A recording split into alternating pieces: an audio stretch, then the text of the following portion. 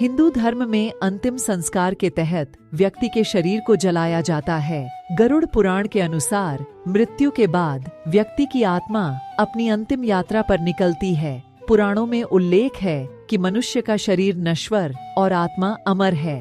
धरती पर जिसने भी जन्म लिया है उसकी मृत्यु भी निश्चित है।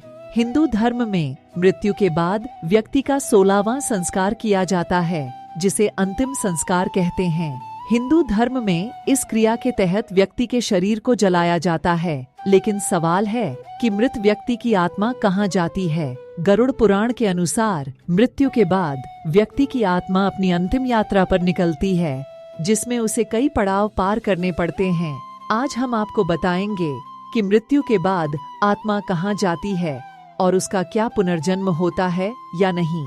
आत्मा तय करती है लंबा सफर। गरुड़ पुराण के अनुसार मृत्यु के पश्चात आत्मा को बहुत लंबा सफर तय करना पड़ता है। मृत्यु के बाद आत्मा को यमलोक ले जाया जाता है, जहां उसे मृत्यु के देवता यमराज के समक्ष पेश होना पड़ता है। कहते हैं कि इस यात्रा में आत्मा को लगभग 86,000 योजन की दूरी तय करनी पड़ती है। जो मनुष्य अपने जीवन में धार्मिक कार्य करता है और किसी भी जीव या प्राणी को मानसिक या शारीरिक कष्ट नहीं पहुंचाता है, वह आसानी से यमलोक तक पहुंच जाता है। इसके विपरीत जो मनुष्य अपने जीवन में दूसरे मनुष्य को कष्ट पहुंचाते हैं, उनको यम के दूत कई तरह से प्रताड़ित करते हुए ले जाते हैं। पिंडदान का महत्व। पंडित इंद्रमणि घनस्याल के अनुसार मृत व्यक्ति के परिजनों द्वारा पिंडदान किया जाता है, जिसका आधा हिस्सा मृत व्यक्ति की आत्मा को मिलता है। अगर वह आत्मा दुष्ट प्रवृत्ति की है तो यमदूत आत्मा को पिंड नहीं देते हैं, जिस वजह से आत्मा को भूखा रहकर ही सफर तय करना पड़ता है। जबकि अच्छे कर्म होने पर आत्मा को पिंड का लाभ मिलता है और उसे सफर में परेशानी नहीं होती है।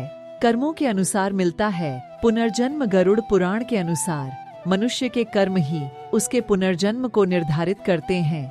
मनुष्य अपने जीवन में अच्छे कर्म करता है तो वह सांसारिक बंधनों से मुक्त होकर मोक्ष प्राप्त करता है। वहीं जो मनुष्य अपने जीवन में केवल पाप करता है, उसकी आत्मा को नरक में भेज दिया जाता है। मनुष्य के कर्मों के अनुसार उस आत्मा को यातनाएं दी जाती हैं। नरक में यातनाएं झेलने के बाद आत्मा को पुनर्जन्म मिलता है। पौराणिक शास्त्रों के अनुसार पुनर्जन्म मृत्यु के तीसरे दिन से लेकर 40 दिन में होता है।